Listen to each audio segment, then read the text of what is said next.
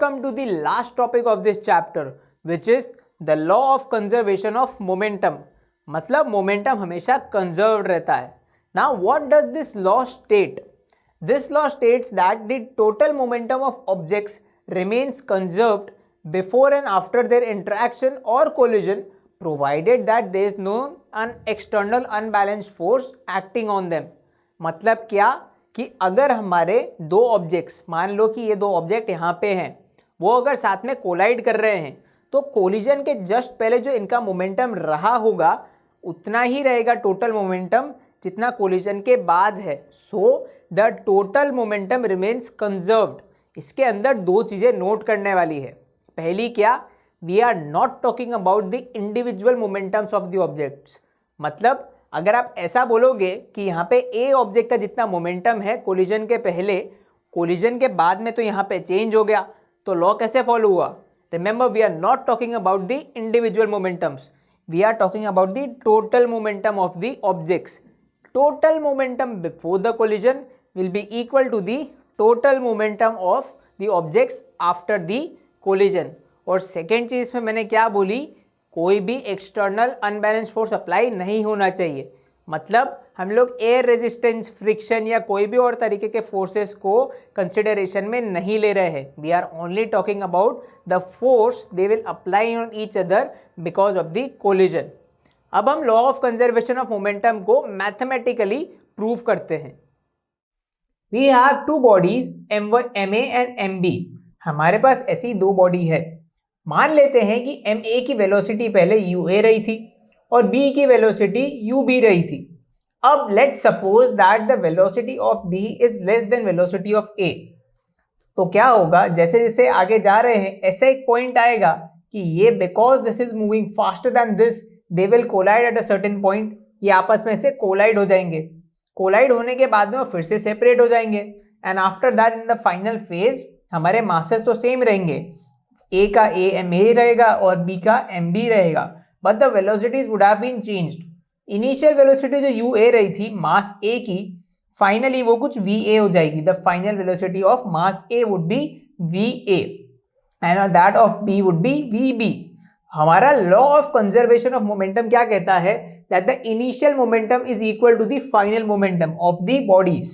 मतलब MAUA, the initial momentum of body A plus the initial momentum of body B, MBUB, the sum of these two will be equal to the final momentum of the bodies, that is MAVA, the final momentum of body A plus MBVB, the final momentum of body B. Now let's try to solve this thing. ये prove करके देखते हैं कि actual में ये है या नहीं. Now for that we will apply third law of motion. वो कहाँ पे, वो देखते हैं. जब ये दोनों बॉडी आपस में कोलाइड होती है, कोलाइड होने की वजह से एक फोर्स लगेगा. You can imagine these two by as a cars. A और बी दोनों की कार रही होगी जो एक रोड पे चल रही है. मान लो कि कार ए कार बी से टकराती है तो दोनों आपस में एक दूसरे पे एक फोर्स लगाएगी. And that force would be for the first body A would apply some force on body B. What would that force be? FAB. FAB मतलब A जो body B पे force लगा रहे हैं, that is FAB, and the body B will also apply some force on what? Body A. उसको मैं नाम दे देता हूँ FBA. Why FBA? The force applied by body B on body A. Now one thing you can see, FAB इस side लग रहा है और FBA इस साइड लगेगा. ऑब्वियसली बॉडी ए बी पे ऐसे ही फोर्स लगाएगी और बॉडी बी ए पे ऐसे फोर्स लगाएगी. By the third law of motion we know that FAB is equal to minus FBA. Why is that? Because we know that if a body apply some action on other body, that second body will apply equal and opposite reaction on the first body. A जब B पे जितना force लगाएगी, B भी A पे उतना ही force लगाएगी, बस equal direction में, अपोजिट डायरेक्शन में. तो हमारा FAB क्या हो जाएगा? Minus FBA. अब हम दोनों को सेपरेटली लिख के देखते हैं. What is the formula for force? Force is equal to mass into acceleration. तो FAB क्या हो जाएगा? Mass of body A multiplied by acceleration of body A is equal to minus of force applied by body B है, तो ये क्या हो जाएगा? Mass of body B multiply by acceleration of body B, as simple as that. Mass तो हमारे same ही रहेंगे M A. Acceleration क्या होती है? Acceleration is the change in velocity divided by time. We know that the acceleration of the body A is given as v minus u by t. ये हमारी क्या होती है? एक्सेलरेशन। तो एक्सेलरेशन बिकॉज ये होती है तो A of A, basically acceleration of the first body A क्या हो जाएगी? फाइनल वेलोसिटी क्या होगी उसकी? V A minus initial velocity. What is the initial velocity? U A. So U A divided by the time T, whatever it is. And the same thing will write for this one. Remember there is a minus over here because the opposite direction में लग रहा है हमारा force. A B क्या हो जाएगा? Again v minus u by t. What is v B? V B is the final velocity minus the initial velocity, that of body B is ub. So this becomes ub divided by same हमारा जो पहले वाला time था वही time होगा। हमारे पास एक normal mathematics है, ये ब्रैकेट्स हम ओपन कर देते हैं तो ये क्या हो जाएगा? M A into V A minus M A into U A, और नीचे क्या आ जाएगा? होल डिवीजन में time T as it is equals to minus of M B into V B minus of M B into U B, M B into U B. अब division में क्या? वापस टाइम एज इट इज जो चलता हुआ आ रहा है। अब हम क्या कर सकते हैं? यहाँ पे भी हमारे पास टाइम है, यहाँ पे भी टाइम है, तो इन दोनों को हम आराम से कैंसिल कर सकते हैं। After that what will do? Will take this minus inside. Minus अंदर अगर हम दोनों के साथ मल्टीप्लाई कर देते हैं तो क्या होगा? ये माइनस इसको minus m B v B बना देगा and this minus will cancel out to make this a positive quantity. वो हम लिख के देखते हैं क्या होगा। Let's see what this quantity becomes. M left side as it is m A we A minus M A u A is equal to the right hand side. This will be again the minus अंदर चला जाएगा तो minus of M B v B. Now plus because there we have a minus and another minus, so minus and minus becomes plus, so this becomes mb multiplied by ub as it is. अब आप इसको देख के आराम से बता सकते हो कि हमने क्वांटिटी ऑलरेडी निकाल ली है, बस थोड़ा रीअरेंजमेंट करना है। Now if we rearrange this quantity, थोड़ा सा अगर हम उसको रीअरेंज करें तो हमारा क्या हो जाएगा? हमें क्या चाहिए लेफ्ट हैंड साइड पे? M A u A, that we already have.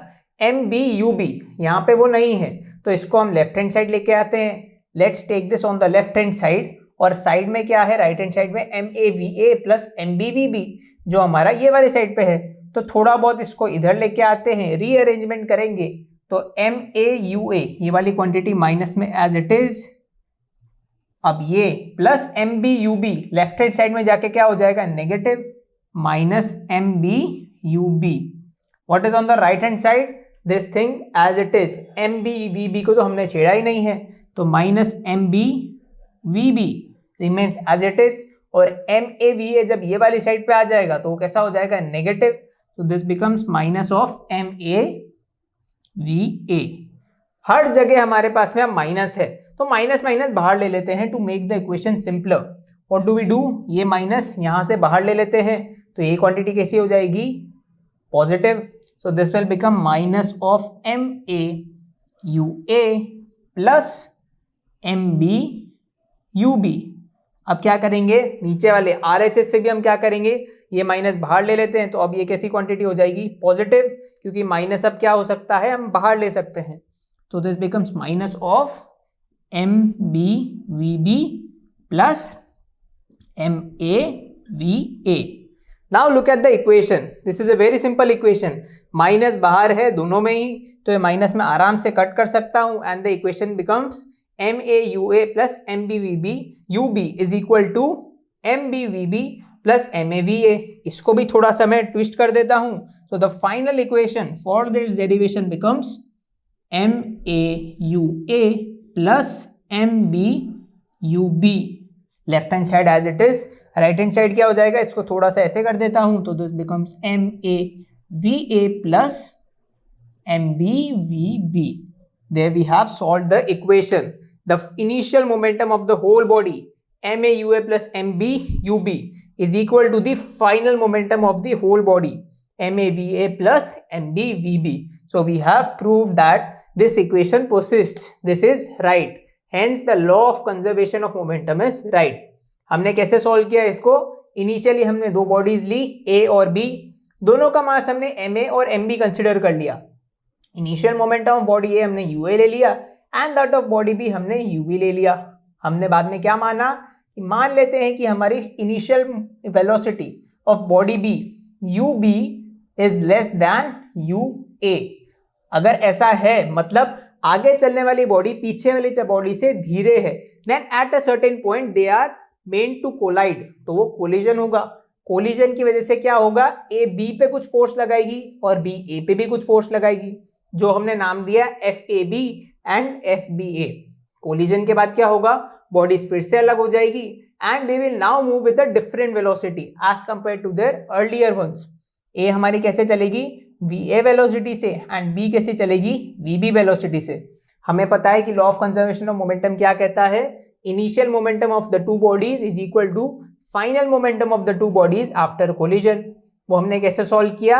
हमें पता है कि थर्ड लॉ ऑफ मोशन से जितना फोर्स ये इस बॉडी पे यहाँ पे लगता है, ए जितना फोर्स बी पे लगाएगी उतना ही फोर्स बी भी ए पे लगाएगी, but opposite in the direction. Hence we know that FAB is minus of FBA. हमें फोर्स का पहले से इक्वेशन पता है, it is equal to mass into acceleration. Mass into acceleration of FBA. FAB हमारा क्या है? Force applied by body A on body B. मतलब हमारा कंसर्न किस पे है? बॉडी A पे. तो बॉडी A का फोर्स कितना हो जाएगा? Mass of body A multiplied by acceleration of body A. Same चीज FBA के लिए वो क्या हो जाएगा? MB into AB. M remains constant. Acceleration का हमें पता है क्या होता है? Minus V minus U by T. वो हमने नॉर्मली लगा दिया. After that we are just applying normal mathematics and rearranging the equations. यहाँ पे हमने T कॉमन लेके काट दिया. After that we took this minus inside. उससे हमारी इक्वेशन कुछ ऐसी हो गई. बाद में हमने फिर से माइनस बाहर ले लिया and we cut those minuses to get the final equation as MAUA plus MBUB is equal to MAVA plus MBVB. Therefore, we have proved that initial momentum of the two bodies is equal to the final momentum of the two bodies. So, this was the law of conservation of momentum.